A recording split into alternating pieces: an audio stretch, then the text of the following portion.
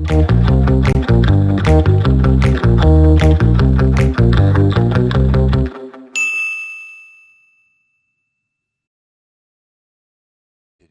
redoutable, à condition que Chambéry soit une commune socialiste ou dans le camp socialiste, on est des années, que je dis pas de bêtises, dans les années 80-90, voilà, la belle époque, voilà. Et si l'entreprise versait son obol à Urbain au super, elle obtenait le marché. Voilà. C'est ce qu'on appelle des trafics d'influence. Enfin, nous, on utilise des gros mots quand on est juge. Bon, il se trouve que ce bureau d'études reversait sur 100, alors 100 francs à l'époque, sur 100, il reversait. Il gardait 30% pour son fonctionnement, pour payer ses bureaux, ses marchés, etc. Il reversait 30%, enfin un tiers, on va dire un tiers, au parti local, au parti département, à la section départementale du Parti socialiste, et un tiers à la trésorerie nationale. Et donc le trésorier national vient dire, je ne sais pas, je ne suis pas au courant, je ne suis pas concerné. Voilà, ça a été ça. Des attaques en règle aussi. Ils ont monté tout un congrès. Alors, je reviens à votre question, parce que je suis parti sur des hommes, mais je l'ai inculpé. J'ai eu le malheur de l'inculper. J'envoie convocation. La convocation, à l'époque, je suis dans une chambre d'instruction.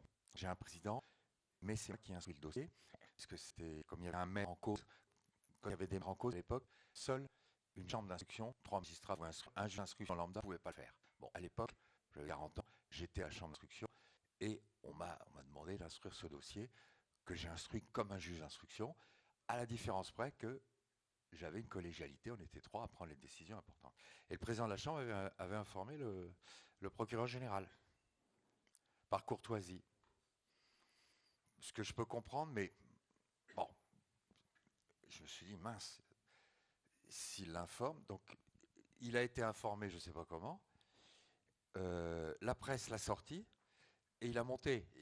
Il y a eu un congrès à Bordeaux du Parti socialiste où j'ai été mais épinglé. Préinculpation par voie de presse. Et c'était plus l'affaire Emmanuelis, c'était mon affaire. Voilà. Le président de la République de l'époque, le congrès était 7-8 juillet, il était convoqué pour après. Moi, j'avais quand même envoyé pour après. Et puis, donc 7-8 juillet, ils montent leur congrès, donc je vois ma photo partout, ce juge qui fait n'importe quoi. Emmanuel arrive dans le congrès, standing ovation, etc. Oui, Henri, on est tous derrière toi. On veut bien être inculpés tous à ta place. Bon, j'ai pas vu du monde se précipiter dans mon bureau, mais voilà, tous les ténors. Alors Fabius, tous les ténors. Et 14 juillet, François Mitterrand se permet de dire à la presse, oui, dans une procédure somme toute assez bizarre, mon ami, parfait honnête homme, Henri Emmanuelli est poursuivi. Vous imaginez aujourd'hui M. Macron, le 14 juillet, laisser un tel sous-entendu sur la légitimité de l'action de la justice sur une affaire qui concerne un proche? C'est juste impensable. À mon avis, il ne tient pas 24 heures. Ou alors, il va falloir qu'il s'excuse. Mais là, ça passe inaperçu. Donc tout ça, ça vous montre que le climat de l'époque, c'est un climat où les juges étaient vilipendés. J'avais eu le malheur d'aller sur le terrain, sur un terrain sur lequel la justice n'allait pas à l'époque. Quand je rentre dans la magistrature, toutes les affaires sont étouffées. Il n'y a pas une affaire qui va sortir au plus haut niveau. Alors on va se contenter des lampistes. Et ça, c'est vrai sous la 3e, la 4e, etc. Donc, le fait que le juge aille, affaire Boulin que j'ai osé demander les comptes d'un ministre en exercice, et d'ailleurs j'ai bien fait parce que j'ai trouvé une explication, il y avait que là qu'on pouvait la trouver, mais je l'ai fait sans en parler à personne. Donc, après, il s'est suicidé. Alors, aujourd'hui, je sais qu'aujourd'hui, certains contestent, donc il a été retrouvé mort dans les étangs de Hollande, et il a envoyé une lettre me traitant de tous les noms. J'étais le juge, en gros le petit juge qui voulait faire un carton sur un ministre. J'avais 27 ans, vous imaginez. Je commençais bien. Mais, alors, c'est vrai qu'après, on va me donner le financement du Parti Socialiste. Bah, ok, je fais le même boulot. Donc je remonte je me dis, il y a 30% qui remontent au siège du parti. J'aurais pu me contenter, puisque c'est une affaire qui avait démarré dans la Sarthe, et on m'a limité à la Sarthe. Hein, ils ont refusé d'étendre les investigations, parce qu'Urbain, ils n'agissaient pas que dans la Sarthe. Mais dans la Sarthe, j'aurais pu me contenter du responsable local d'Urbain dans la Sarthe, voire du responsable national, et puis le député du coin ou le maire du coin qui avait signé les marchés. Mais à un moment donné, je me suis dit, mais attends, il y a quand même 30% qui vont au siège. Donc c'est un système national. Donc je suis remonté, j'ai fait une perquisition au Parti Socialiste, qui m'a valu alors les foudres du parti. Et puis quelques mois plus tard, j'ai mis en examen Henri Emmanuelli, qui entre-temps avait été désigné président de l'Assemblée nationale. Donc on va dans un espèce de bras de fer politique-justice. Et pour répondre à votre question, je vais l'inculper. Mais attendez, pendant 150 ans, on a inculpé des gens, ça posait aucun problème. Un homme politique, qui n'est pas n'importe lequel, est inculpé. Ah, mais qu'est-ce que c'est que ce terme, atteinte à la présomption d'innocence? Donc ils vont faire une loi pour dire on va mettre mise en examen à la place d'inculpé. Moi qui suis partisan de l'égalité, parce que en fait c'est ça, je vous ai parlé de mon père m'a dit un jour, parce que ça ne lui plaisait pas trop que j'aille dans la justice, tout ça, je pense qu'il aurait préféré que je fasse l'ENA, je ne sais pas si j'aurais pu le faire, mais bon. Oui, les pères aiment bien souvent que les fils fassent comme eux. Bon, il y a alors des fils qui le font, qui réussissent très bien, souvent même mieux que le père, et puis il y a des rebelles quelquefois qui se... Donc j'en ai fait partie, mais quand je lui ai dit ce qui m'intéressait, il m'a fait cette réflexion. Et je pense que ça m'a motivé fondamentalement. Il m'a dit, n'oublie pas une chose, c'est que les magistrats qui, pendant la guerre, ont condamné les résistants sont les mêmes que ceux qui, à la Libération, ont condamné les collabos. Mais c'est très bien ce que tu fais. Donc, j'ai peut-être eu à cœur de montrer que non, j'étais pas comme ça. En tout cas, il y a un principe qui m'a toujours guidé. Je pense que ce qui m'a valu tous les déboires que j'ai pu avoir, c'est que pour moi, il y a égalité devant la loi. Point barre. Voilà. Vous êtes pauvre, vous êtes riche, vous êtes puissant, rien à faire. La loi, elle s'applique de la même manière, ni plus ni moins, mais elle s'applique de la même manière. Et je ne suis pas le seul à... Il y a Eric Alphen qui a eu le même problème avec un certain Jacques Chirac, je ne sais pas si ça vous parle. Il a été maire de Paris. On dit, des mauvais esprits disent qu'il y avait des enveloppes qui circulaient à la mairie de Paris. Bon, mon collègue va instruire le dossier, alors que Jacques Chirac est devenu président de la République. On lui a tendu un piège épouvantable, c'est-à-dire qu'on a acheté son beau-père. Je ne sais pas si vous vous souvenez de l'affaire Schuller-Maréchal, mais ils vont jusqu'à monter un piège. Alors, un beau-père qui... J'aimerais pas avoir un beau-père comme ça c'est clair. Mais qui va accepter qu'on lui verse de l'argent en contrepartie de l'influence qu'il peut avoir sur son gendre pour qu'il arrête ses bêtises. Voilà. Qu'il se calme. Qui va interpeller au moment, juste, oh c'est magnifique, au moment de la remise de la mallette, la police est là. C'est beau. Et qui est ministre de l'Intérieur, à votre avis? Allez, c'est moi qui pose les questions. J'ai fait ça toute ma vie. C'est plus fort que moi. Je vois que ça, dans la salle, il y a peut-être quelqu'un qui le sait. Oui, il reprend le dessus très vite. Oui, Pasqua, voilà, on parlait d'un honnête homme, voilà, Charles Pasqua, Didier Schuller, qui avait été le bras droit d'un certain Balkany dans les Hauts-de-Seine. Mon collègue enquêtait sur les marchés de la ville de Paris et des Hauts-de-Seine. Il s'est trouvé saisi de la partie Hauts-de-Seine parce que l'affaire Schuller-Maréchal, on lui a dit « Ah bah oui, non monsieur, on n'a rien à vous reprocher, c'est votre beau-père. » Mais là, on lui a fait, alors, pareil, l'artillerie lourde, les médias, etc. Il était traîné dans la boue. Il a très mal vécu parce qu'il faut quand même subir tout ça. Bon. Et on lui a dit, bah, non mais de toute façon, vous ne pouvez pas continuer à instruire les Hauts-de-Seine puisque vous êtes jugé parti, puisque ça vous concerne ce qui s'est passé, donc dans l'intérêt de l'administration de la justice, on va vous enlever cette partie du dossier. Voilà, donc tout ça pour vous dire, j'ai envie de vous dire, gauche comme droite, au plus haut niveau, c'était pareil, c'est-à-dire qu'ils n'acceptaient pas l'idée que les juges aillent sur le terrain des financements politiques. Voilà. D'où le terme mise en examen, oui. qui est plus doux qu'inculpé. Oui, encore qu'aujourd'hui, ils n'aiment pas être mis en examen, ils préfèrent être laissés en témoin assisté. Hein. Bon. Renaud, je suis sous le charme, mais vous m'avez dit, quand on a préparé, n'hésitez pas à me couper, parce que là, je vais enlever au moins 8 questions, parce que je crois qu'on a... Mais c'est votre histoire, et elle est passionnante. Il n'y a pas que ça dans ce que vous avez instruit dans votre carrière. Il y a eu des choses plus, entre guillemets, plus noires. Je pense au meurtre de Caroline Dickinson, qui a été élucidé il y a très peu de temps. L'affaire... Il y a un moment quand même. Hein. Avec l'ADN, oui, ouais. Mais ça a mis une trentaine d'années avant d'être... Ah non. N'insultez pas l'ancien juge d'instruction que j'ai été. Je sais qu'on a mis du temps, mais on a fini par le trouver. L'affaire a lieu en 96.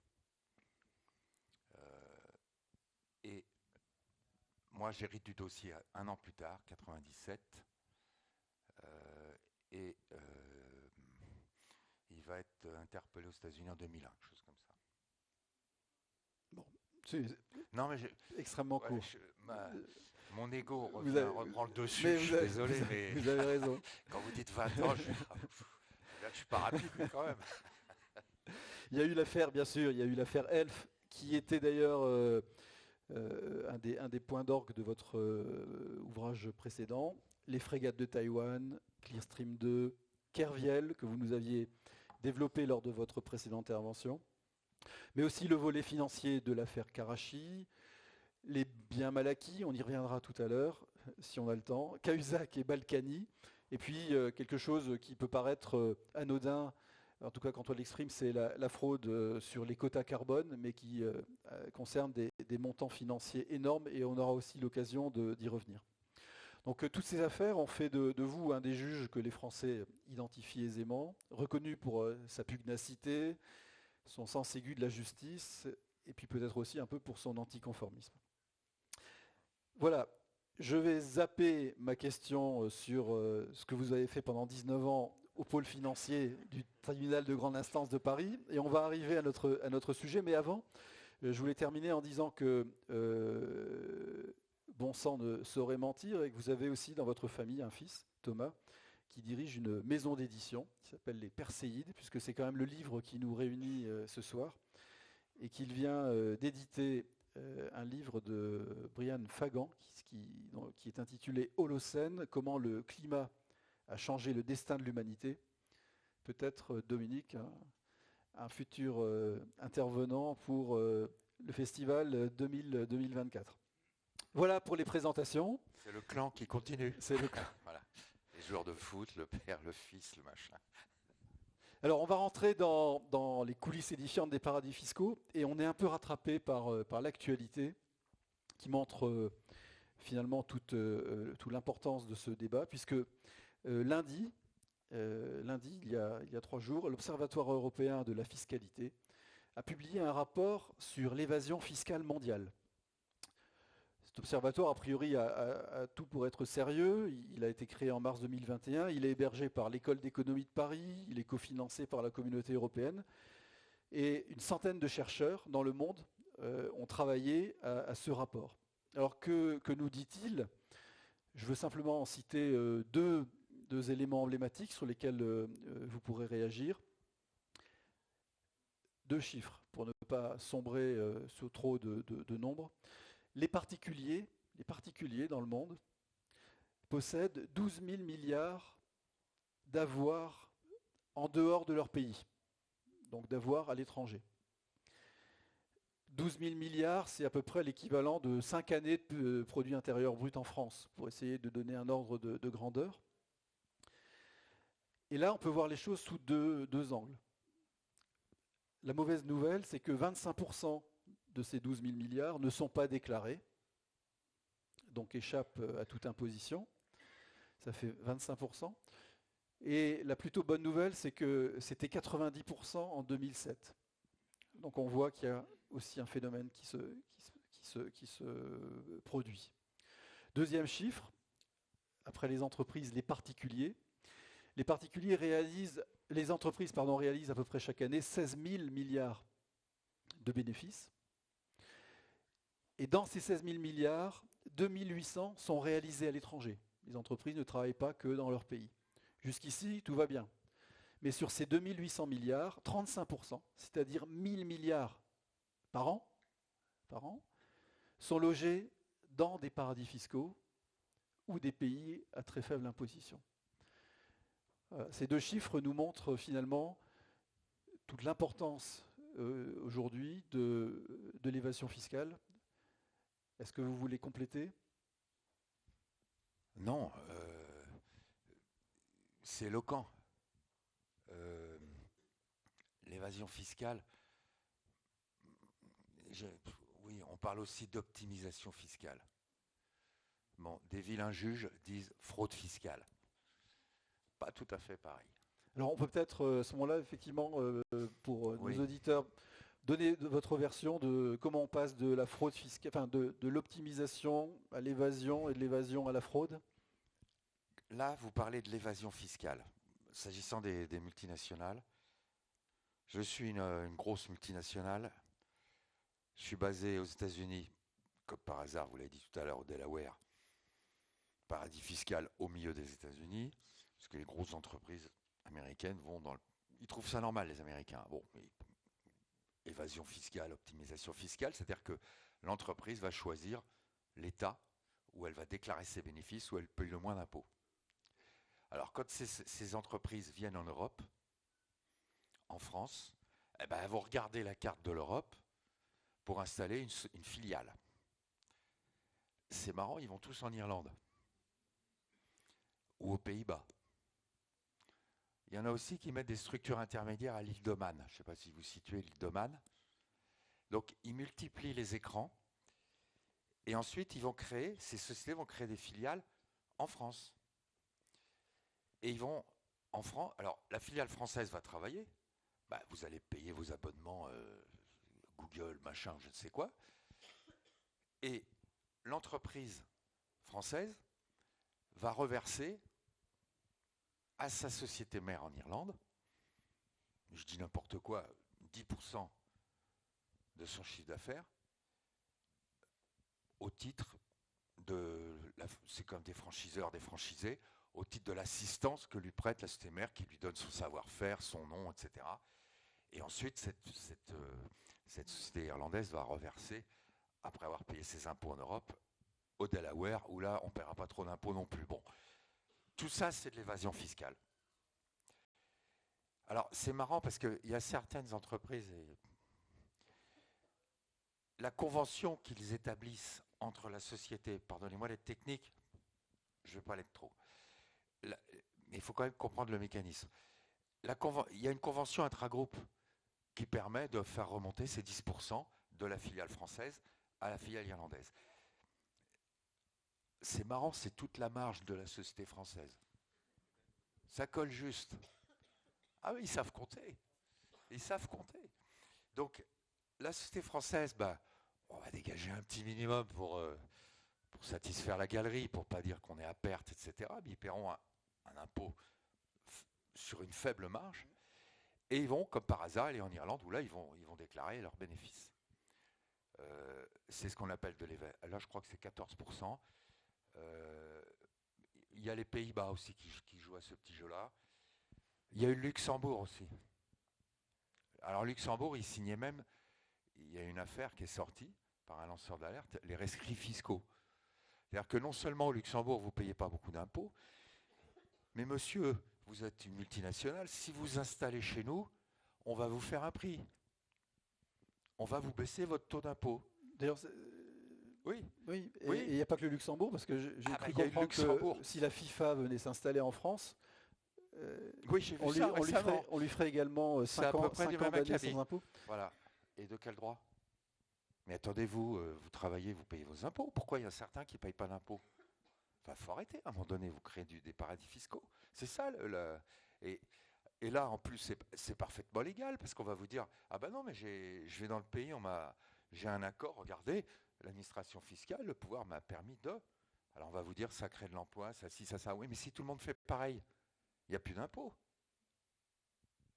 C'est tout ça l'évasion fiscale. Et moi, ce qui me choque dans ce système, c'est que prenez une PME, elle va payer ses impôts. Aujourd'hui, ils ont proposé d'ailleurs, pour remédier au problème, un impôt mondial de 15%. C'est-à-dire que si vous allez à l'île d'Oman, aux îles Caïmans, etc., voilà, vous avez 15%. Moi, je suis PME en France, vous me dites 15%, je signe tout de suite. Je signe tout de suite parce que ce n'est pas 15% que je vais payer. Les experts, je ne suis pas un expert, je lis ce que vous disiez tout à l'heure. Vous dites qu'il faudrait un taux de 25% pour déjà commencer à s'approcher de la réalité. Mais déjà 15%, ça fait peur. Donc les États en Europe, ils discutent pour savoir s'ils vont le faire ou pas. On verra bien, mais ça reste extrêmement privilégié. Je vous ai dit, je crois que l'Irlande c'est 14, bon, on va monter à 15. C'est vrai que le Luxembourg, il signait à moins. Alors, en plus, au Luxembourg, puisqu'on parle de l'Europe, à l'époque où ça se passait, il y avait un Premier ministre. Oui, je l'ai entendu. Voilà, je ne voulais pas le dire, vous l'avez dit, monsieur, je crois que j'ai entendu monsieur Juncker. Voilà. Il a été pas mal de temps Premier ministre, puis il a été président de la Commission. Et quand l'affaire sort, parce qu'il y a un lanceur d'alerte, un petit jeune comme vous, j'allais dire, voilà, un petit malin informaticien qui sait pomper les données et qui va aller piquer le fichier et qui va révéler tout ça. Et bien, il va se retrouver poursuivi au Luxembourg. Et à ce moment-là, un journaliste va oser poser la question au président de la commission. Ah mais monsieur, vous êtes au courant des rescrits fiscaux? Vous étiez. Ah non, je ne savais pas. Ouais, bon, j'insiste pas.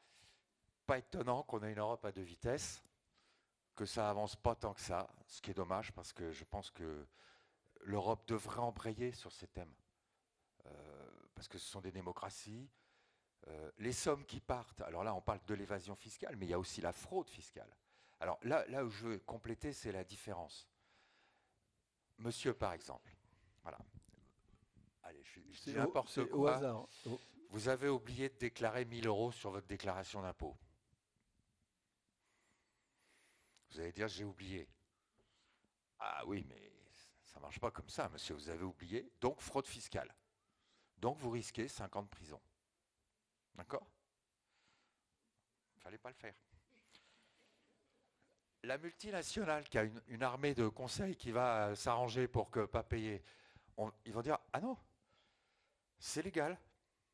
C'est de l'évasion fiscale, c'est de l'optimisation. Le monsieur, là, il fait de la fraude, mais nous, on fait de l'évasion parce que c'est légal, parce que j'ai le droit de créer une filiale, j'ai le droit, machin, et aller prouver que la convention, elle est faite pour ça. On rentre dans le procès d'intention, c'est très dur à démontrer. Il y a quand même 2 affaires que je reprends dans le livre, où 2 multinationales se sont quand même fait accrocher par Bercy et par le parquet national financier, où ils ont transigé. Bon, ok, ils ont transigé à plusieurs centaines de millions. Ils ont quand même gagné beaucoup plus sur le dos du fisc. Et il y en a une 3e qui a réussi à passer à travers. Donc ça veut dire aussi qu'ils ont reconnu une faute. C'est Google et McDo, pour être. Voilà, j'aime pas citer les noms, mais puisque vous le dites. On est entre nous. Ouais. Mais alors, voilà.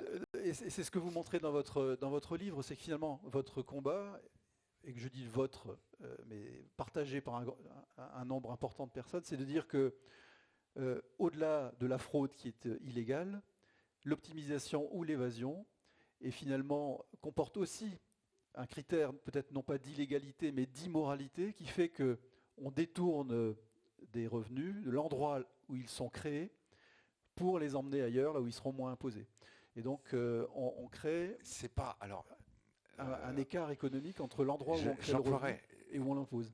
J'emploierais pas le terme d'immoralité, parce que on nous le dit souvent et c'est vrai, le juge n'est pas là pour faire de la morale, il est là pour faire du droit. Mais par contre, il y a une notion qui est importante, qui se développe, c'est la notion d'abus de droit. Et à partir du moment où vous faites des montages pour rentrer, soi-disant, dans la légalité, mais que ces montages n'ont d'autre but que de frauder, on a cette notion d'abus de droit, qui est une notion qui progresse aujourd'hui. Alors, il y a des progrès à faire, évidemment, parce qu'il y a quelques affaires qui sortent comme ça ponctuellement. Il faudrait peut-être faire... Le problème, je vais vous dire, c'est que les juges, ils instruisent quelques dossiers. Alors, emblématiques, parfois, tant mieux, parce que ça met le doigt sur un problème et le citoyen est informé, parce que c'est ça quand même. Il est important que les gens sachent ce qui se passe. Mais le juge, il instruit une affaire sur 100 000, sur 10 000. Et je me suis aperçu, pendant les 20 années où j'étais à Paris, où j'ai passé mon temps à démonter des circuits offshore, alors pas sur de l'évasion fiscale, c'était pas le sujet pour moi, des affaires de corruption, des affaires de trafic d'influence, des détournements de biens, enfin bref, des abus de biens. Oui, on est sur un terrain pénal, et je me suis aperçu que ces gens-là, comme les trafiquants de drogue, pareil, utilisaient les mêmes outils que les multinationales qui font l'évasion fiscale ou que ceux qui font la fraude fiscale à l'étranger, pas à votre échelle, monsieur, hein, si vous n'avez pas 5-10 millions d'euros, c'est même pas la peine d'aller vous présenter en Suisse ou ailleurs pour dire voilà, je voudrais frauder, comment je fais, machin, je veux des sociétés offshore. Voilà, donc j'ai découvert cet univers, voilà, à travers le prisme de quelques affaires, en allant au bout, en allant cherchant les vrais responsables qui sont cachés, parce qu'on a tout un système offshore qui protège ces gens-là, parce qu'il y a des prête-noms, parce qu'il y a des coquilles, parce qu'il y a des sociétés écrans, on pourra en parler. Alors, il y a un outil, pardon de vous couper, qui est extraordinaire, que vous développez d'ailleurs dans votre livre, inventé par les anglo-saxons, qui sont très créatifs en la matière, c'est celui des trusts. Oui. Est-ce que vous pouvez nous expliquer en 2 mots ce qu'est cet outil formidable qu'est un trust? Alors, je vais vous confesser une chose, j'ai mis le temps à comprendre. J'ai mis le temps à comprendre parce qu'il y a la façade et il y a la réalité derrière. Le trust, alors évidemment, je l'ai vu à travers des affaires pénales. On a aujourd'hui l'affaire Wildenstein. Vous savez, c'est des marchands d'art, il y a des conflits intrafamiliaux, donc ça atterrit chez des juges d'instruction à Paris. Il y a des règlements de compte. Est-ce que c'est de la fraude? Est-ce que c'est pas de la fraude? Fraude successorale? Parce que tout était dans des trusts. Donc vous avez 2 thèses. La première thèse, le trust, c'est légal. Vous avez le droit de constituer un trust. Alors le trust, il fait quoi? Vous avez 50 millions.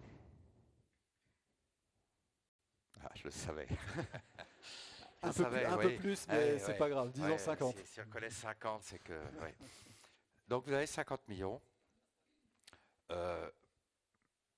Vous allez dégager, vous avez créé une start-up, vous l'avez vendue à l'étranger. Bon, déjà, vous ne voulez pas payer de plus-value, donc vous allez créer une société écran. Je crois que c'est aux Pays-Bas qu'on n'en paye pas. Moi, je vous dis ça date déjà de 3-4 ans, ça a pu changer, mais il y a des pays comme ça où il n'y a pas d'impôt sur les plus-values. Bon, on parle aussi de la Belgique, bon. Donc, il n'y a pas besoin d'aller loin. Et vous avez envie d'avoir un capital important, mais vous n'avez pas envie de payer l'impôt, j'allais dire l'ISF, mais je ne sais plus comment il s'appelle aujourd'hui, l'impôt foncier, voilà, sur la fortune immobilière. Vous n'avez pas envie que tout ça soit fiscalisé en France. Donc qu'est-ce que vous allez faire? Vous allez donner vos 50 millions à un trust. Donc je m'en dessaisis. Oui, plus exactement, c'est dessaisir, c'est pas vraiment donner. Là, c'est subtil, hein, on rentre dans le... Parce que vous voulez quand même en bénéficier de votre argent. Hein, c'est votre travail, c'est... Bon, voilà, c'est fruit de votre travail, vous voulez quand même le garder et le transmettre à votre maîtresse. Ah, il dit pas non. Là. Bonjour d'ailleurs. À vos enfants, à votre femme légitime. Bref, à qui vous voulez. Donc vous allez, c'est un peu comme une assurance vie, vous allez voir une société fiduciaire, tiens, à Jersey, par exemple, ils savent faire. Vous allez à Jersey, vous allez à Saint-Malo, puis vous allez aller à Jersey, et vous allez vous présenter. Il faut parler un peu anglais. Oui, c'est gérable. Moyen, mais... Pour 50 millions, on se débrouillera. Ouais, ils vont se débrouiller. En tout cas, ne vous inquiétez pas, ils vont vous trouver un interprète. Donc, voilà, vous traversez la Manche, enfin pas la Manche, vous prenez le shuttle à Saint-Malo, vous en avez pour 1 heure. Vous prenez un rendez-vous chez une société fiduciaire, vous dites voilà, je voudrais un trust. Donc, vous allez être ce qu'on appelle le constituant. Vous allez constituer un trust. Et la société fiduciaire, ou le cabinet d'avocats ou de conseil qui est sur place, qui fait de la gestion d'actifs, vous allez le désigner comme mandataire pour gérer les biens. J'allais dire indépendamment de vous. Non, conformément à ce que vous allez lui dire. Mais par contre, je ne serai plus visiblement le propriétaire des biens. Non, lui, il va être ce qu'on appelle le trustee. Il va gérer les biens. Et puis un jour, il va vous dire, vous le voulez où, votre propriété sur la Côte d'Azur, que je sache un peu, etc. Donc il va l'acheter au nom du trust. Et vous n'apparaissez nulle part. Et vous allez désigner comme bénéficiaire, par exemple vos enfants, vous les désignez comme bénéficiaires. Donc le jour où vous allez disparaître, ça ne passera pas dans les droits de succession parce qu'il ne sera pas imposé. Non mais, allons-y Madame la Marquise, c'est ça. C'est là que ça me fait hurler. C'est là que ça me fait hurler, parce que si on n'est pas dans la fraude, on est dans quoi? Alors, les affaires qu'on a eues, alors j'en ai eu une, mais elle n'a pas été jugée, je l'ai eu tard. Mais il y avait Wittgenstein qui est en cours de la Cour de cassation. L'idée qui se dessine, c'est l'idée que pour réintégrer votre argent, parce qu'il se trouve aussi que vous allez détourner des sommes énormes. Donc les juges ont voulu à un moment donné saisir votre patrimoine. Ah, mais c'est pas à moi, c'est au trust. Ils ont quand même saisi parce qu'ils sont quelquefois un peu obtus, mais derrière il y a une guerre juridique des avocats qui nous disent mais un trust c'est légal. C'est parfaitement légal. Donc rien ne m'interdit de mettre ma fortune dans un trust. Mais c'est tout le droit anglo-saxon, c'est les Anglais, c'est les Américains, etc. Puis d'autres pays qui l'ont adopté. Eh oui. Donc qu'est-ce que vous allez Vous n'avez pas le droit. Donc ils vont demander la nullité de la saisie, etc. Donc il y a des discussions. Et l'idée, c'est, il faut, comme toujours, prouver la fraude, l'intention de fraude. Alors j'ai eu comme ça un jour un avocat d'un Américain dans mon bureau. Il me dit, mais qu'est-ce que vous avez contre les trusts? Je dis, j'ai rien contre les trusts, mais je voudrais quand même saisir les biens de ce monsieur. Mais oui, ils ne lui appartiennent plus. C'est légal. Et là, je vais rejaillir le passé de mon père communiste, etc., en me disant, oh là là, où est-ce que tu t'es lancé? Et à un moment donné, je ne savais même plus quoi lui dire. Alors, à ce moment-là, vous savez, on reste extrêmement basique. J'ai dit, écoutez, monsieur, maître, moi, si j'achète une villa au Cap d'Antibes, ok, je n'achèterai pas 20 millions d'euros, je suis d'accord avec vous. Bon. Mais moi, j'achète à mon nom.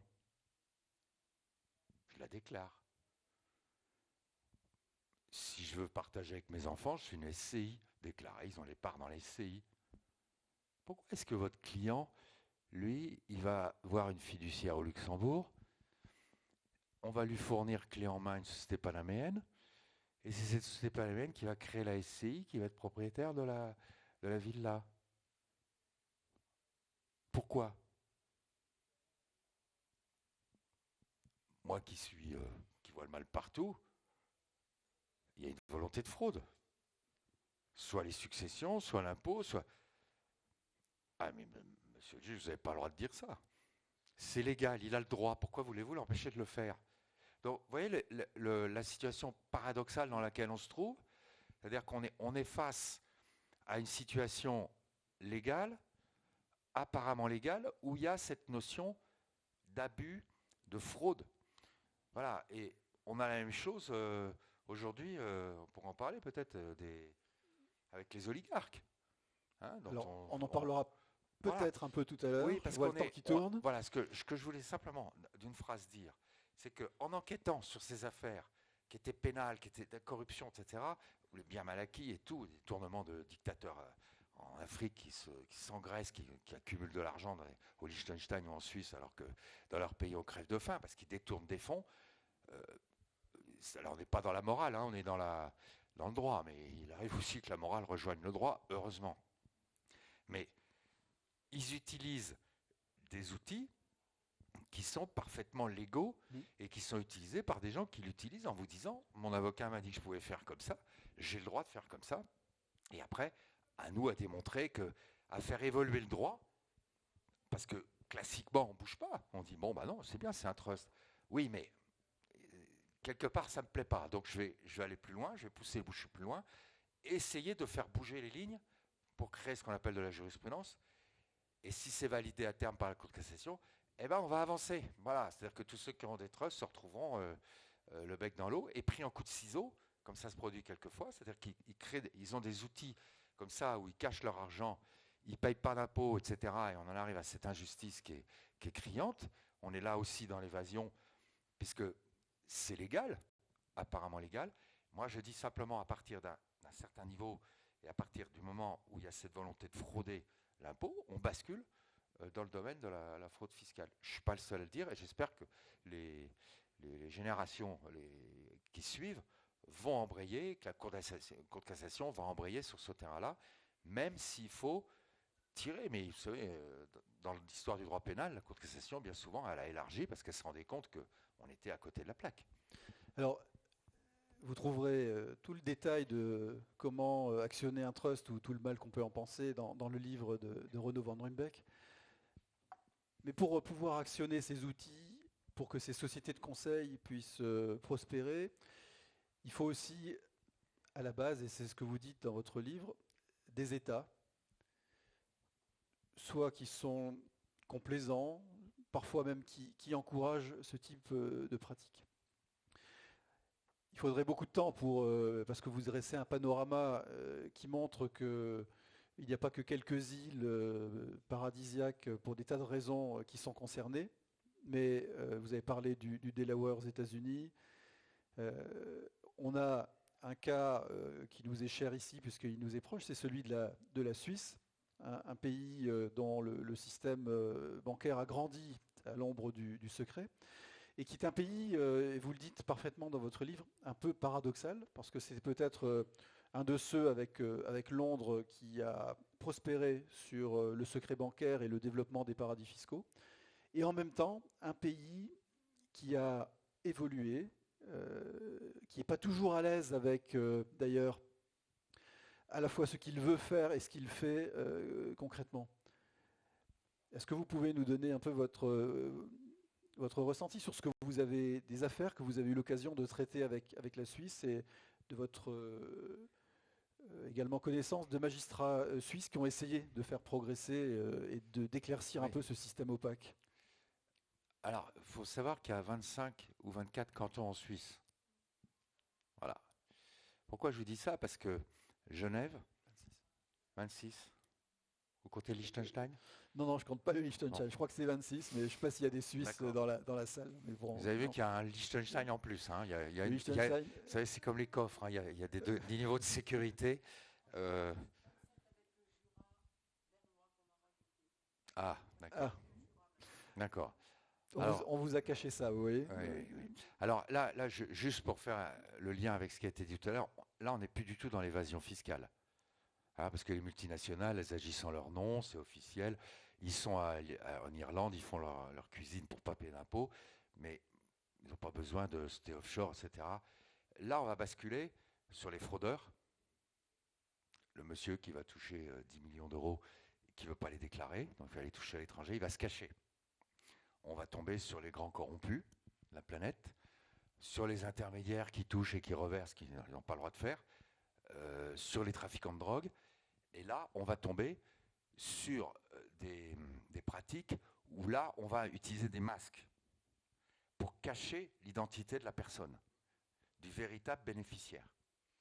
Donc là, on bascule.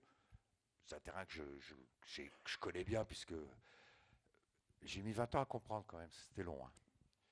Et d'ailleurs, au bout de 20 ans, on m'a dit, juste quand je commençais à comprendre, une promotion. Non, la retraite. La retraite. poursuivi. Je me suis dit, bon, tant pis. Je commençais vraiment à bien comprendre le truc. Alors je me suis vengé, vous voyez, en écrivant un bouquin, en disant, bah, voilà, tout ce que j'ai découvert, moi, je n'ai repris que des faits réels que j'ai constatés pour en tirer un certain nombre d'enseignements, pour que les gens sachent. Voilà. C'est ça qui m'a poussé en me disant, tu as découvert des trucs pendant 20 ans, tu n'as fait que ça pendant 20 ans, explique, j'ai fini par comprendre, explique comment ça marche derrière le rideau, parce que ça continue. Il ne faut pas croire que ça s'est arrêté. Les chiffres qu'on a vus tout à l'heure le montrent. Les sommes cachées dans les paradis fiscaux, on parle de 9 000 milliards de dollars cachés. C'est-à-dire on ne connaît pas le bénéficiaire. Alors quand on vous dit il n'y a plus de paradis fiscaux, c'est transparent, etc., j'ai pas envie de rigoler. Je vais simplement dire bah, c'est bien, mais il y a quand même encore 9 000 milliards, donc il y a un truc que je ne comprends pas. Donc j'ai expliqué un peu ces montages, comment ils fonctionnaient. Je ne me rappelle plus de la question. La question, elle portait un peu sur le paradoxe suisse, qui Suisse. est à la fois un pays qui a beaucoup évolué dans ses pratiques et qui a toujours du mal à être complètement transparent. Genève, il y a eu un procureur général dans les années, alors ils disent 90 là-bas, 90. 96, il y a eu l'appel de Genève qu'on a lancé à Genève avec ce procureur général, qui était un procureur général élu, indépendant, et qui partait du principe que la Suisse c'est bien, mais il faut se débarrasser de l'argent sale. Parce que tout l'argent qui est en Suisse n'est pas de l'argent sale. Il y a un savoir-faire, etc. Donc on ne peut pas rejeter toute la Suisse, mais il y a un pourcentage, je ne sais pas de combien, d'argent de dictateurs corrompus, etc., qui est caché chez nous. Donc lui, il a voulu faire le ménage. Inutile de vous dire qu'il y a quand même eu des résistances et des réticences des banques qui voyaient ça d'un très mauvais œil. Mais enfin, il a été en pointe. Et on a lancé cet appel de Genève avec quelques autres juges pour dire voilà, il y a une justice à deux vitesses. Il y a ceux qui peuvent se cacher dans des paradis fiscaux qui ne coopèrent pas, donc on ne peut pas les identifier. On ne peut pas assurer une justice pour tous de façon égale. Donc on a lancé cet appel en 96. Et vous avez cité l'affaire Elf, parce qu'en 2000, je suis allé à Paris, rejoindre l'équipe à la demande d'Eva Joly. Et j'ai repris un peu tout ça en main, après elle est partie. Et j'ai fait tout le travail avec mon collègue suisse, qui lui a fait un travail colossal. C'est-à-dire qu'il a étudié tous les comptes suisses. Il avait un assistant, il a fait des tableaux, il a fourni donc on a travaillé ensemble pendant 2 ans.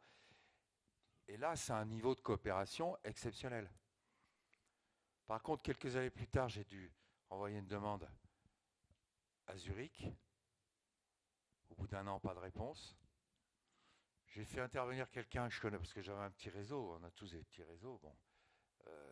Tiens, un collègue qui était à Berne, pourquoi ça passe pas à Zurich, tu peux pas regarder? Ben, oui, je m'en renseigne.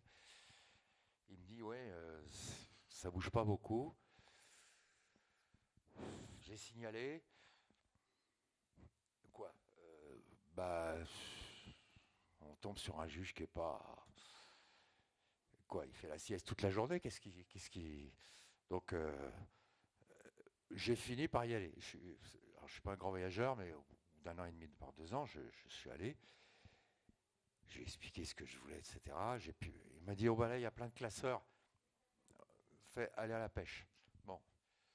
Heureusement, j'avais prévu 2 jours, parce que je veux bien que j'ai un esprit quand même qui... Vous savez, vous avez 10 classeurs, vous cherchez quelques infos. C'est pas en 2 secondes que vous allez trouver la bonne... En plus, il y a des trucs en allemand, il y a des trucs... Je parle pas l'allemand en plus, ou très peu, donc il faut comprendre les comptes, tout ça. Bon. Et puis, j'ai fini par récupérer ce qui m'intéressait. Mais bon, j'ai perdu 2 ans. Comparé à Genève, franchement, à Genève, j'appelais mon collègue, j'ai envoyé une demande, il me la faisait, et il allait faire toute l'enquête pendant 1 an. Là, 0. Oh ben tenez, voilà. Zoug, vous situez Zoug? Il y a une dame qui connaît les 25 cantons.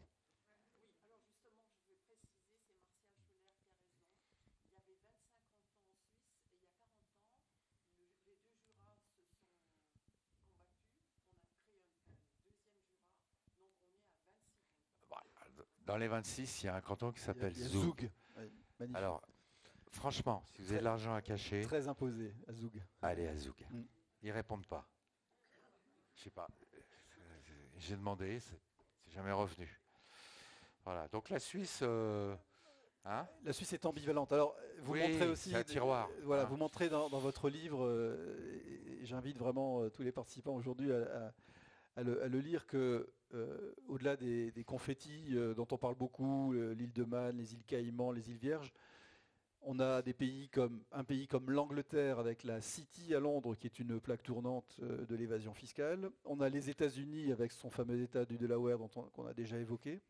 Et puis on a, et peut-être un mot rapide sur cette dernière plaque qui devient centrale maintenant, parce que au fur et à mesure que les démocraties font progresser leurs lois, l'argent sale se déplace.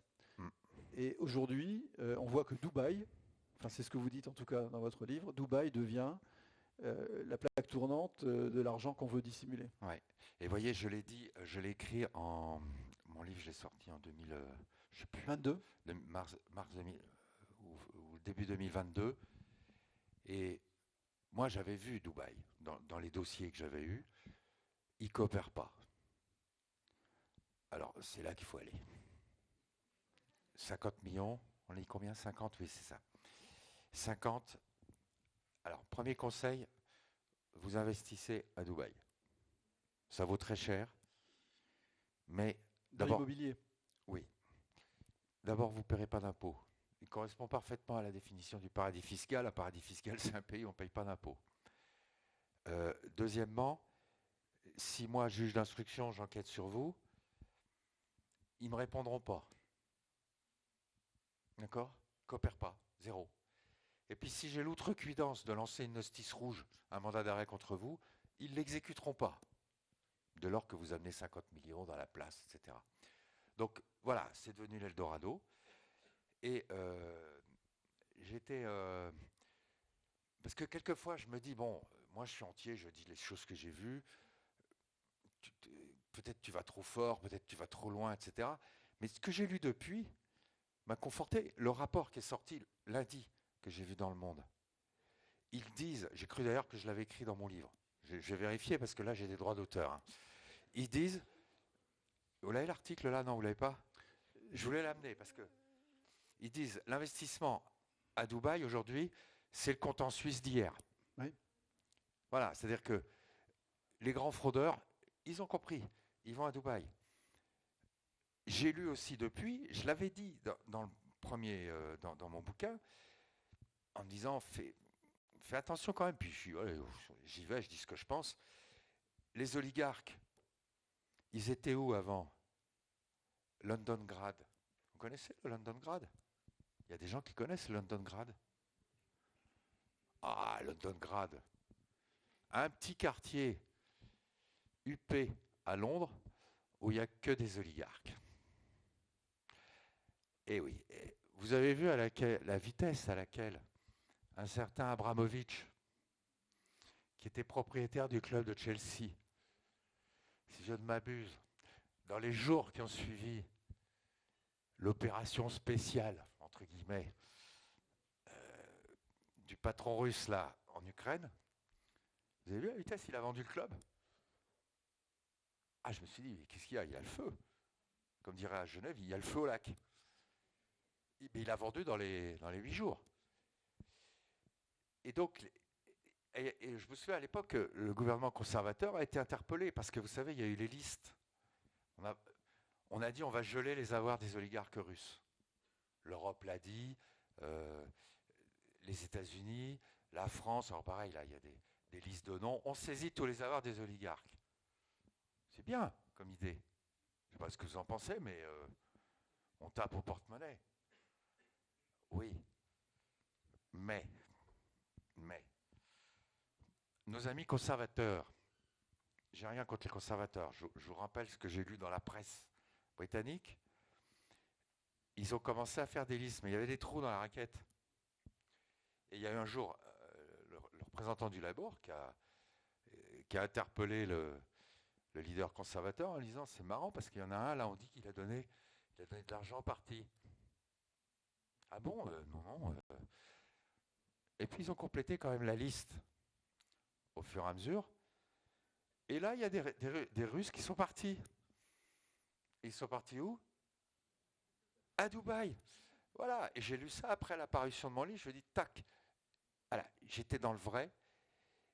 Et en plus, j'ai lu depuis que Dubaï, alors Dubaï, vous situez, c'est pas le Qatar, hein, je pas d'amalgame, c'est les Émirats Arabes Unis. Les Émirats Arabes Unis, vous avez du pétrole à Abu Dhabi. Voilà. Et Dubaï fait partie, vous savez, c'est des tout petits États, vous avez quelques dictateurs, là, des roitelets qui sont assis sur du pétrole et du gaz qui nous font payer 3 fois le prix. Bon, c'est comme ça. Bah oui, vous payez, hein, moi aussi. Voilà. On engraisse ces gens-là. Euh, Pardonnez-moi d'être aussi franc, mais c'est le fond de ma pensée. Mais Dubaï est très bien avec Poutine. Je l'ai lu dans Le Monde depuis. Et je me suis dit, t'as un aspect que tu n'avais pas compris, c'est que non seulement les oligarques qui vont mettre leur argent là-bas, donc ça a fait monter les prix, mais je sais pas, ils disent il y a 20%. Je vous dis ça de mémoire parce que je l'ai lu, mais 20% d'immobilier, en tout cas un pourcentage important d'immobilier à Dubaï appartient à des Russes, comme par hasard.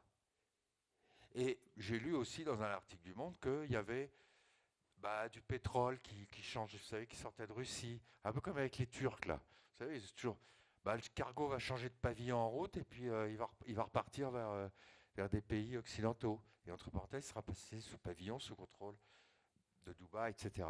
Bon, aujourd'hui, moi ce que je dis simplement, ok, on fait le ménage sur les paradis fiscaux. Qui va aujourd'hui s'en prendre à Dubaï? Parce que si vous n'avez plus le pétrole russe, si vous dites au Qatar, ah, vous avez organisé une Coupe du Monde de foot avec des gens qui sont morts, qui étaient sous-payés, qui étaient exploités, donc on arrête tout, vous n'avez plus de gaz. Et si vous dites à Dubaï, c'est scandaleux que vous ne coopériez pas, etc., quand il y a des demandes, vous n'aurez plus de pétrole. Donc la géopolitique fait que intouchable. Donc les oligarques, en tout cas ceux qui ne passent pas par la fenêtre, hein. Ouais, parce que il y a un chef il y a un pilote dans l'avion, hein. Faut pas oublier. Et il y a des accidents. Bon, ça arrive. Il y en a, je sais pas, une dizaine comme ça qui sont. C'est un métier, à risque. Ils étaient dépressifs. Ils étaient en pleine dépression. Alors, c'est ce qui peut être désespérant quand on parle, de toute façon, d'activités qu'on pourrait qualifier quasiment de criminelles. C'est qu'il y a une adaptation à la réaction des États et aux lois qui fait que la course entre le gendarme et le voleur sera sans doute éternelle. Mais, et je voudrais peut-être qu'on termine par ça avant de passer à une séance de questions, il ne faut pas pour autant ne pas espérer, parce que des choses sont faites, et vous l'avez dit, la mentalité que vous avez connue au démarrage de votre carrière n'est pas la même que lorsque vous avez pris votre retraite. Les choses ont bougé, donc les choses peuvent bouger. C'est lent, c'est hésitant, mais il y a quand même des raisons d'espérer. Alors, est-ce qu'on pourrait peut-être, ça serait ma dernière question avant de laisser la parole à l'auditoire, quelle serait pour vous, sans rêver d'un grand soir qui n'arrivera pas, quelles seraient pour vous les avancées notables que devraient réaliser nos pays? Et puis peut-être, alors ça fait 2 questions, et ça, mais pourquoi pas, est-ce que dans la salle, nous, tous ici, en quoi on est concerné par ces phénomènes-là? Et est-ce qu'on a un rôle à jouer pour vous? Tout le monde est concerné. Enfin, je parle pour ceux qui payent des impôts. Parce que les plus gros ne payent pas. Les tricheurs ne payent pas. Donc ce n'est pas acceptable pour des citoyens qui ont quand même le droit de vote. C'est important qu'ils soient éclairés, qu'ils sachent. Ils le savent plus ou moins, mais c'est une réalité. Voilà. Moi, je pense qu'il faut avancer. Alors, moi, je ne suis pas un politique. Hein. Je fais un constat, mais je le fais. Voilà. Je dis, voilà, arrêtez de nous dire que ça n'existe pas, que c'est faux. Voilà, la preuve, elle est là. Et je vais vous le démontrer, fait à l'appui. Je n'ai repris que des faits que j'ai personnellement constatés, et j'en ai tiré une réflexion personnelle en étant un mécano qui a passé sa vie à démonter les trucs, qui finit par comprendre comment ça marche. Voilà, en disant attention là, il y a ci, il y a ça, voilà où ça grippe. Donc à tous les niveaux que je vous ai indiqués, il faut bouger. Mais par quoi il faudrait commencer? Et ben, je pense que, Enfin, commencer ou continuer, parce que les choses. je pense que déjà en Europe, on pourrait quand même faire le ménage. Quand vous voyez qu'en en Europe, vous avez Malte, une journaliste qui a été assassinée parce qu'elle enquêtait sur un proche du Premier ministre. Vous avez Chypre, hein, vous avez de la fraude à grande échelle. Tiens, à propos, vous pouvez aller à Chypre. Avec mes 50 millions? Ouais, c'est bon.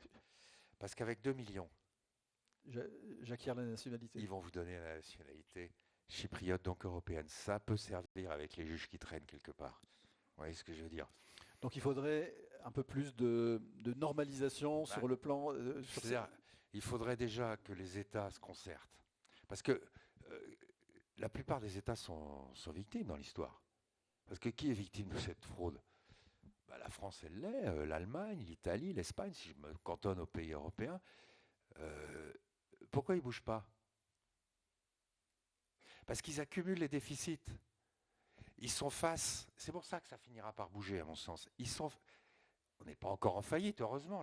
J'enlève le encore. On n'est pas en faillite, mais il y a des déficits énormes. Il y a un remboursement de la dette, que je sache. Il faut financer le dérèglement climatique, tout ça. Il y a des sommes à investir, les services publics, etc. Donc, on a besoin de ça.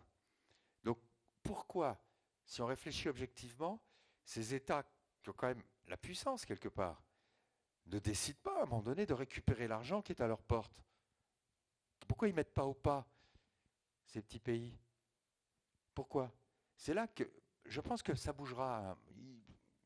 Vous savez, on est dans un monde tellement... qui avait prévu la guerre en Ukraine? Personne. Bon, on pouvait pas... Ça peut bouger, ça peut...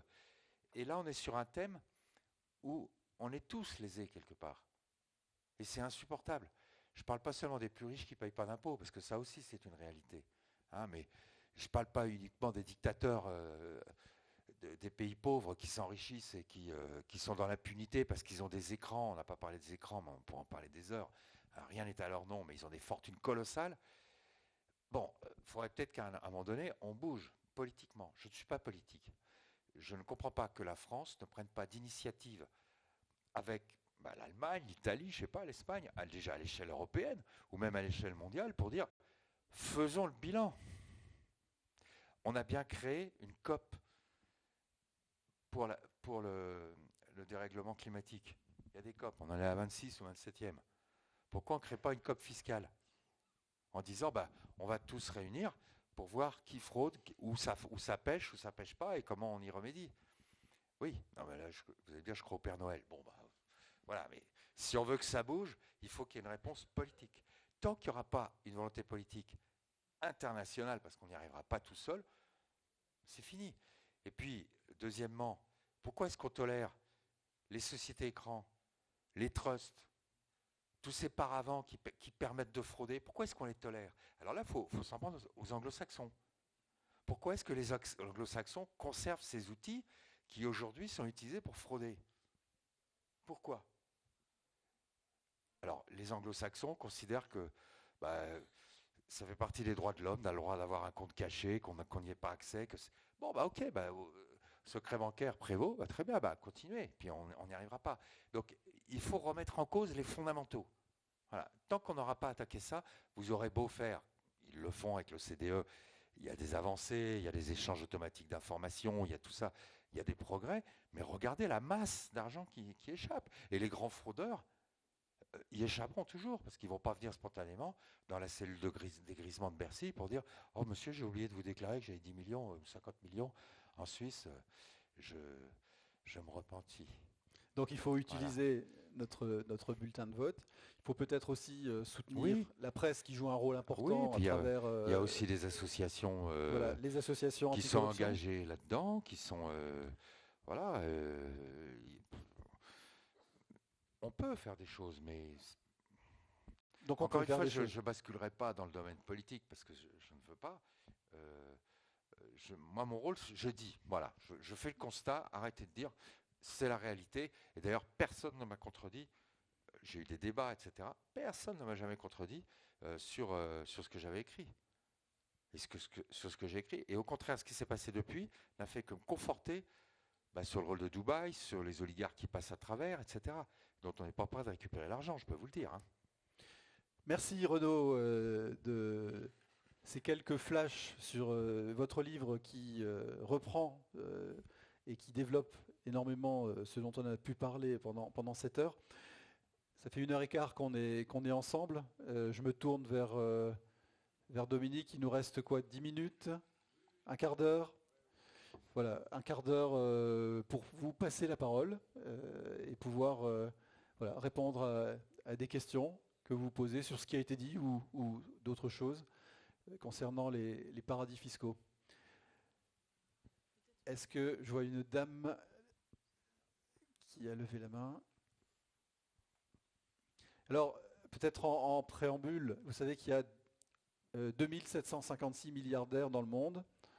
Il y en a 75 en France. Donc on a une chance sur 5000 qu'il y en ait un ce soir dans cette salle.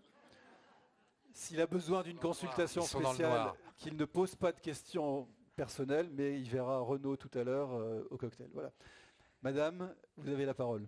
Oui, bonsoir. Bon, c'est assez déprimant, donc je vous plains sincèrement parce que ça a dû être déprimant toute votre vie. Mais non, plus sérieusement, j'aurais souhaité savoir quelles étaient vos plus grandes satisfactions, succès sur des affaires ou autres, enfin ce qui vous reste comme satisfaction par rapport à votre carrière.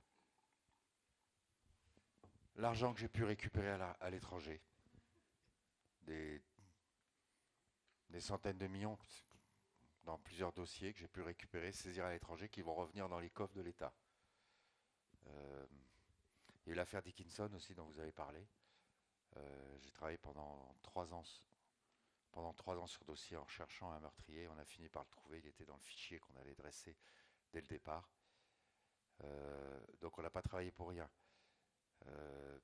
Les avancées que vous avez signalées, oui. Sachant que, à côté de ça, j'ai eu des échecs. On n'a pas parlé, mais les frégates de Taïwan, secret défense, n'a rien pu faire. Quand j'avais des comptes à Dubaï, j'avais pas la réponse. Donc je peux rien faire. J'ai eu la même chose à l'île Maurice. Les Seychelles, c'est pas mal aussi. Singapour. L'affaire de la fraude carbone. J'avais une fraude à 70 millions. J'ai quand même récupéré une 40aine de millions aux États-Unis, à Singapour. J'ai honte de le dire, j'ai mis 7 ans. Voilà. J'ai battu mon record. 7 ans de dossier. Ça vaut peut-être le coup quand même de se bouger pour essayer. Mais une partie m'a échappé. Puis au bout de 7 ans, je ne retrouvais plus la trace.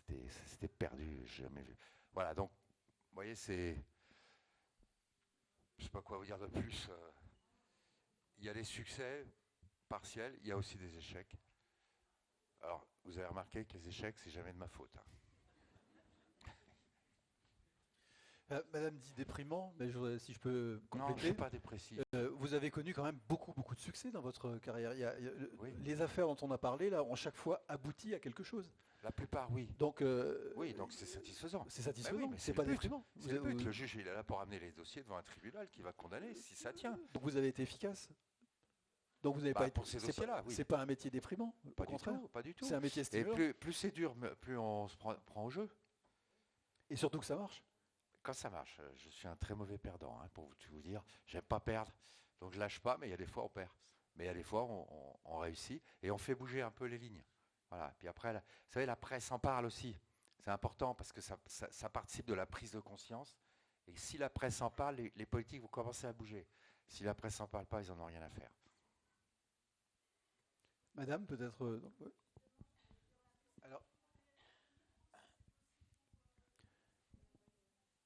Alors le micro est... Ah, donc alors peut-être tout à l'heure, madame, on va prendre la question qui bonsoir, va... Oui, pardon, je suis là. J'avais une question, en fait. J'écoutais monsieur le juge, l'ex-juge, et je me demandais, j'avais l'impression qu'il était très réfractaire à la politique. Et je voulais savoir, est-ce qu'il avait déjà pensé à s'engager en politique Et aussi, parce que je suis curieuse, est-ce qu'il a déjà été approché par un gouvernement ou un président pour prendre des responsabilités politiques? Non aux deux questions. Ça m'intéresse pas, c'est pas mon... La dame est là-bas. Ah pardon, excusez, je croyais que c'était... Pardon madame. Non, pas du tout. Non. D'abord, je commence à avoir un certain âge, donc ça va. Place aux jeunes. Et deuxièmement, regardez tous les juges qui sont passés en politique. Ça a été quand même très moyen, donc comme je suis pas courageux, j'y vais pas. Je préfère rester là, dire les choses, et puis après tout, c'est aux politiques à prendre le relais, c'est pas à moi, c'est aux jeunes générations. On peut parler aussi des jeunes juges demain. Allez saisir les avoirs à Dubaï, à l'étranger, mettez l'accent, mettez la pression, faites-le savoir, et c'est comme ça que vous arriverez à faire bouger les lignes. Parce que sur les scandales, par exemple, j'ai eu le dossier Cahuzac. Cahuzac, jusqu'à ce que ça vienne jusque dans notre bureau, il n'y a pas de compte suisse, c'est pas vrai, etc. On a pu démonter, il a reconnu qu'il avait son compte suisse. Donc, et qu'il était parti à Singapour, ça aboutit à la création du parquet national financier, etc. Bon, on bouge quand même, vous voyez, même si ça paraît perdu, on y va, surtout qu'on met le doigt sur des choses qui peuvent avoir des incidences importantes pour d'autres. Mais pas de politique, hein, vraiment. Voilà. Donc si vous aviez des propositions, je crois que c'était... Non. Puis je serais nul en politique, de toute façon, je ne le sens pas du tout. Hein. Non. Oui, vous parlez des paradis fiscaux mondiaux, mais que penser, ne serait-ce que de nos municipalités en France, qui font des fois des avantages à certaines entreprises pour qu'elles viennent s'installer chez elles, au détriment parfois de la commune d'à côté. Où commence et où finit le paradis fiscal, Renaud? Je ne sais pas quoi vous répondre, parce que je ne suis pas sûr que ça soit une pratique si générale que ça, si. Je ne l'ai pas rencontré en tout cas, donc je peux pas, je ne maîtrise pas le sujet, mais...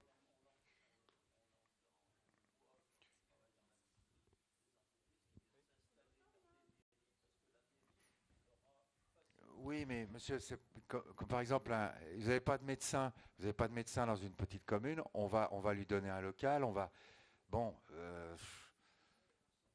pas jeter le bébé avec l'eau du bain, vous voyez. C'est pourquoi, quelle est la finalité de tout ça. C'est vrai que dès qu'on crée une zone où il n'y a pas d'impôt, c'est pas normal. C'est des zones, c'est des paradis fiscaux en puissance. Donc que vous ayez une entreprise qui veuille réellement s'installer dans une commune parce qu'ils connaissent, etc., bon, ils paieront, admettons. Mais si vous ouvrez une brèche, d'autres vont venir dedans, et ça sera peut-être pour uniquement des motivations fiscales. Vous voyez ce que je veux dire? Après, que vous vouliez aider une entreprise à... Oui, mais c'est là que s'arrête mon domaine de compétence. Je suis pas un politique, je suis pas... Voilà, moi je dis simplement, attention, si vous créez une zone de franchise, vous aurez nécessairement de la fraude derrière. Attention. Votre question est extrêmement intéressante, parce que c'est ce que, en tout cas, moi j'ai compris en lisant votre livre, c'est que s'il est si difficile d'éradiquer, alors la fraude fiscale c'est clair, mais l'évasion fiscale, c'est qu'effectivement c'est pas noir ou blanc, c'est gris, parce que quand on creuse un peu, on peut trouver des tas d'endroits où finalement il va y avoir des règles du jeu qui sont un peu améliorées, qui sont changées. Enfin, les grands fraudeurs, ils ne sont pas en France.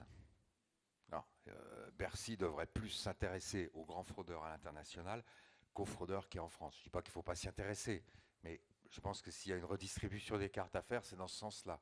Renforcer ces échanges de renseignements qu'ils peuvent avoir maintenant par Tracfin, etc., pour cerner les grands fraudeurs. Ça, c'est les milliards qui partent. Voyez. Celui qui fait un accord avec la commune, l'entreprise, au-dessus de tout le monde, bon, chacun pense ce qu'il veut. Mais là, on est à un autre niveau, vous voyez ce que je veux dire? Et c'est là qu'il faut porter à mon sens, qu'il faut porter le fer.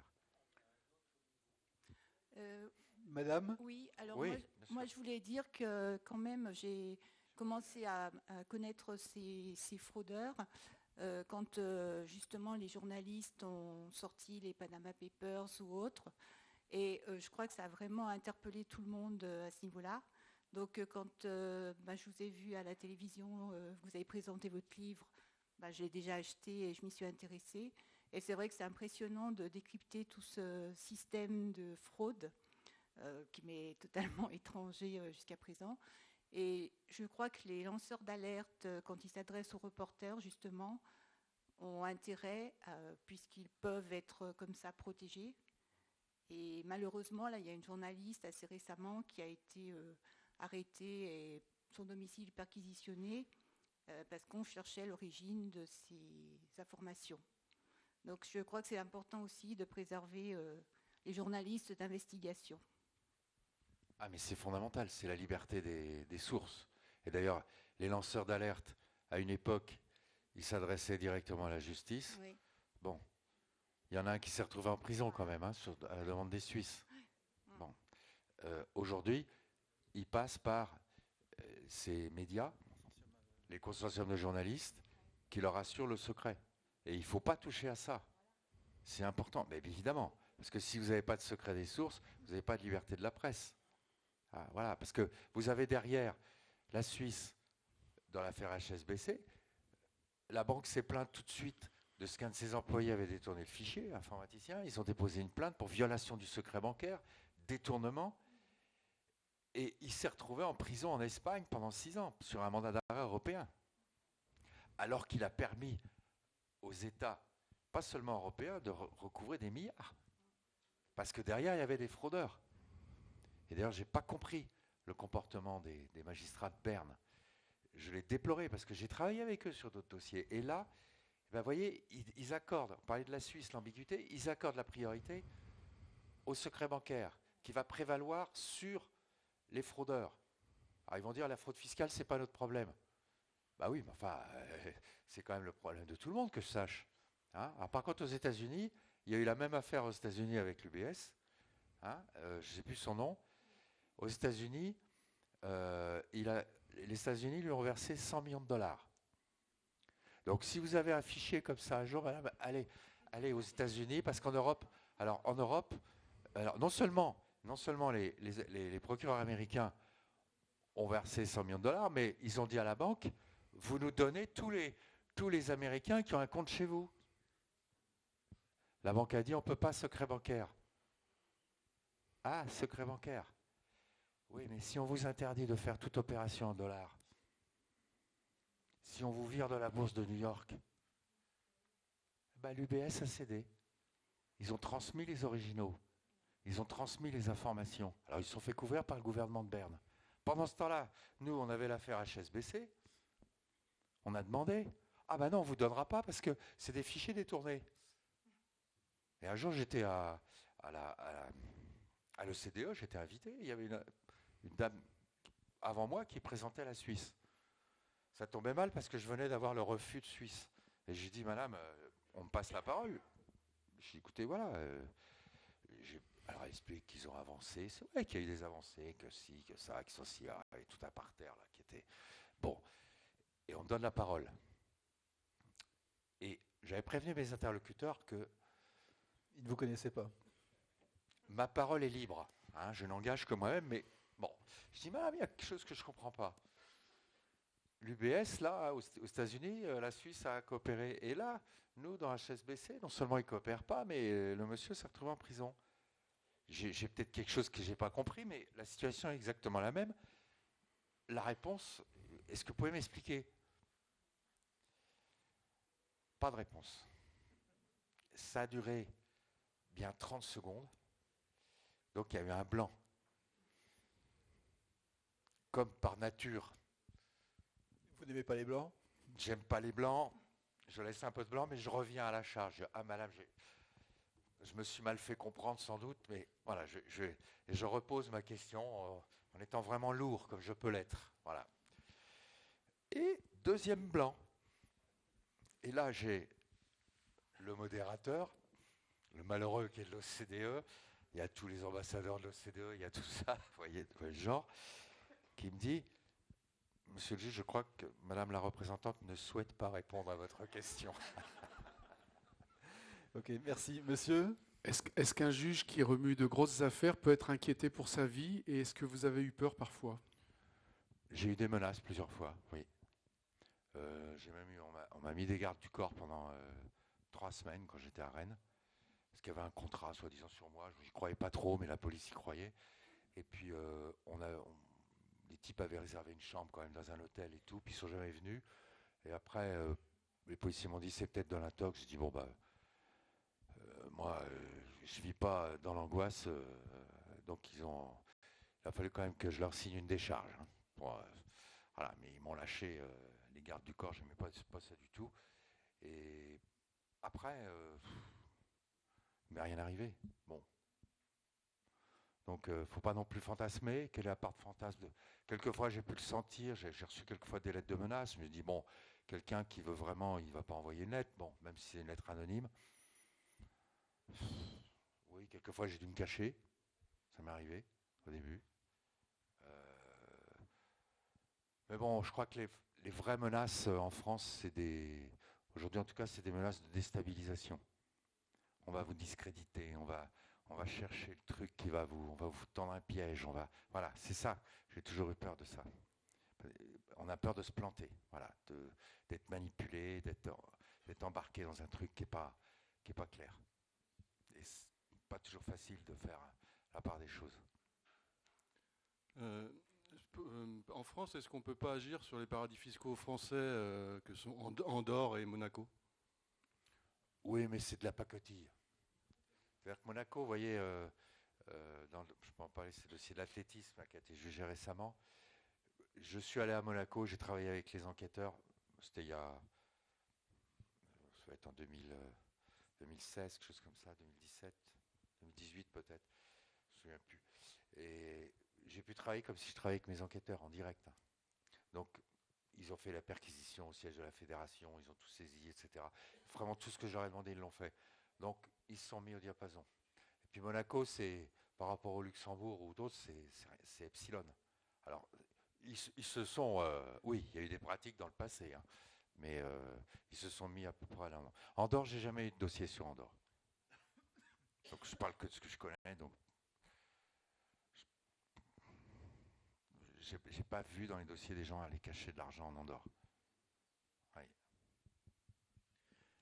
Une dernière, deux questions pour terminer, madame. La dame qui a la première intervention demandait si vous n'étiez pas trop déprimé parce que c'est un peu déprimant. Moi, je voulais savoir si vous avez fait des émules. Quelle est la tendance de la profession? Est-ce que des gens de votre espèce sont très rares? Ou est-ce qu'il y en a? Est-ce qu'ils se multiplient? Je ne sais pas. Non, il y aura forcément des jeunes qui vont prendre le relais.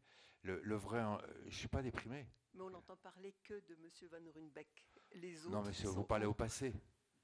Aujourd'hui, c'est un peu différent parce que d'abord, on désigne souvent 2 ou 3 juges, donc c'est les juges.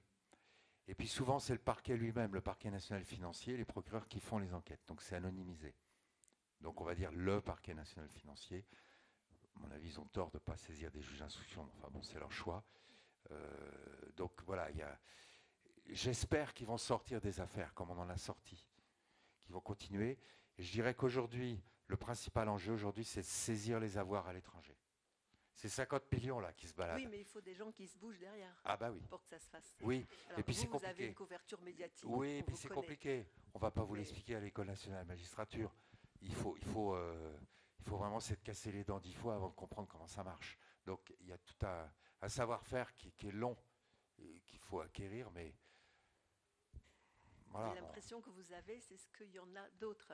Mais il y en aura, après forcément. Vous qui viennent. Mais oui, oui. Ah, ceci dit, il ne faut pas non plus que le juge tombe dans la revanche. Non. Voilà. C'est un homme politique, donc je vais faire n'importe quoi. Non, pas, ça. Non, parce que ça se retournera. Il faut avoir des éléments, mais à partir de... Moi, j'ai toujours progressé, j'ai essayé step by step, comme disent les Suisses. Hein, c'est-à-dire, je vais un point où je vérifie, et bon, voilà, sinon je me serais cassé la figure 10 fois.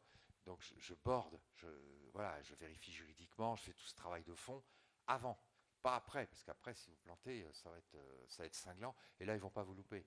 Donc, il faut aussi il faut faire ce travail de fond, qui est lourd.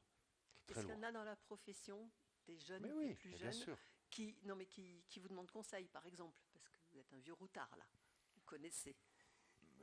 Oui, mais je suis hors circuit. D'accord. Quand je suis parti, j'ai tout perdu. Mes contacts, mes réseaux, mon savoir-faire, tout est... On m'a rien demandé.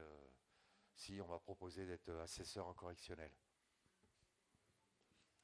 J'ai décliné la proposition. Mais j'aurais bien aimé aussi jouer ce... Mais on ne me l'a pas demandé. Bon, c'est que d'autres savent se débrouiller, tant mieux. Mais il y aura des jeunes pour poursuivre, bien sûr. Parce que la voie, on a ouvert une voie, comme on est plusieurs à avoir tracé un peu. On a fait évoluer les choses. Aujourd'hui, on n'étouffe plus les affaires. Ce que je voulais vous dire, c'est de conclure là-dessus. Regardez l'affaire Cahuzac, regardez l'affaire Fillon. On n'étouffe plus. On ne peut plus empêcher la justice de faire son travail. Et il démarre sur des articles de presse à chaque fois. Hein, mais sur un article de presse, et même les parquets ont suivi. Dieu sait si je me suis heurté à eux dans les années 90 parce qu'ils étouffaient. Mais ils n'étouffent plus aujourd'hui. Hein, donc il y a du progrès de fait. Et demain, il y a un scandale qui sort. Après, il y a le savoir-faire. Il faut y aller. Chercher les comptes à Singapour et tout ça, ça ne se fait pas comme ça. Il faut connaître les circuits. Il faut pas se planter. C'est compliqué. Et puis, c'est des affaires qui sont compliquées parce qu'il y a beaucoup de comptes à étudier, à recouper. Et il faut surtout savoir ce qu'on cherche à un moment donné. Et puis, il faut toujours douter, il faut toujours se poser des questions. Est-ce que je suis dans le bon truc? Vérifier. Vous savez, induction, déduction. On forme des hypothèses, parce qu'on ne sait pas, au départ, et on les vérifie. Mais il ne faut pas avoir peur de se tromper. Parce que si on vérifie que ce n'est pas bon, il faut arrêter. Et ça se trouve, on va être passé à côté de quelque chose de plus important, et il va falloir remettre les compteurs à zéro et réfléchir. Donc c'est ça le travail qui est passionnant, et on a quand même des résultats. Mais bien sûr qu'il y a des jeunes qui vont le faire, évidemment. La relève est... J'ai eu une jeune assistante à une époque, je ne sais pas si j'ai le temps de répondre. Elle arrivait pour 2 mois, elle était en 3e ou 4e année de droit, elle voulait préparer le concours de la magistrature. Bon. J'avais déjà 2 ou 3 étudiants en stage, donc j'avais pas le temps. Je dis, bon, écoutez, voilà, tenez, je vous donne ce gros dossier, faites-moi la synthèse de ce dossier. Je lui explique comment je fais mes synthèses, comment j'ai fait dans le dossier, je lui donne des... Je dis, bon, vraiment, elle vient au bout de 15 jours, elle m'amène un premier truc, je lis ça, bon, la bouillie pour les chats, bon. Normal, je lui donne un truc, bon, donc je la revois, je lui dis, voilà, il y a ci, il y a ça, etc. Elle revient 15 jours après, avec un deuxième projet. C'est mieux, mais je suis pas sympa. Hein. Je suis pas sympa, vous voyez, je suis... Bon, et j'ai dit, il y a encore ci, il y a encore ça. Et puis j'arrive un matin. J'arrive le matin au pôle financier, là où on était rue des Italiens. Je rentre, il n'y avait personne. Là. Je regarde, et puis elle avait déposé sa synthèse sur le bureau. Je regarde, je lis. C'est lumineux ce qu'elle a fait. Lumineux. Tout y était. Et en plus, contrairement à moi, elle savait se servir d'Internet, des ressources ouvertes et tout ça. Ma génération, on est dépassée, vous comprenez bien. Enfin, en tout cas, moi, personnellement, je n'ai jamais été très malin là-dedans. Et donc, elle m'a retrouvé, c'est parce qu'il y avait des marchés passés à l'étranger, elle m'avait trouvé les passations de marchés à l'étranger et en source ouverte. Et je lui avais dit, à chaque fois que vous citez un document, vous sourcez. Vous mettez la référence et elle m'avait joint toutes les... C'est formidable, une fille comme ça. Et un an après, elle m'appelle, j'ai été reçu au concours de la magistrature. Donc vous voyez, il n'y a pas... Donc voilà, on perd pas espoir. C'est l'optimisme, il est là, bien sûr. Et elle avait quoi, 20 ans, 25 ans?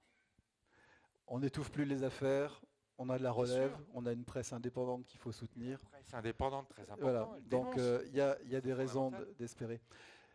Voilà, je vous propose de nous arrêter là, ça fait 1h35.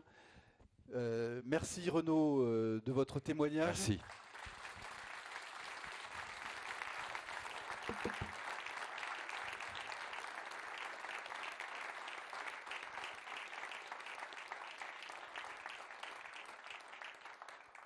Je suis ravi d'avoir fait votre connaissance en retraite. J'aurais préféré plutôt qu'avant. Et donc, je sais que... Vaut mieux. Hein. Vaut mieux, ouais, j'ai compris ça. Avec vos 50 millions, merci à vous. Il n'est pas large, là. merci pour vos questions intéressantes. Merci à ceux qui nous ont suivis, peut-être à distance. Donc, si vous souhaitez vous faire dédicacer le livre ou l'acheter, il est disponible. Ne vous étonnez pas si on vous demande un virement dans les îles Caïmans. Vous aurez compris que ça fait partie de la thématique de ce soir. Donc à très bientôt pour une nouvelle matière à penser avec Malraux et Livre en Marche. Merci.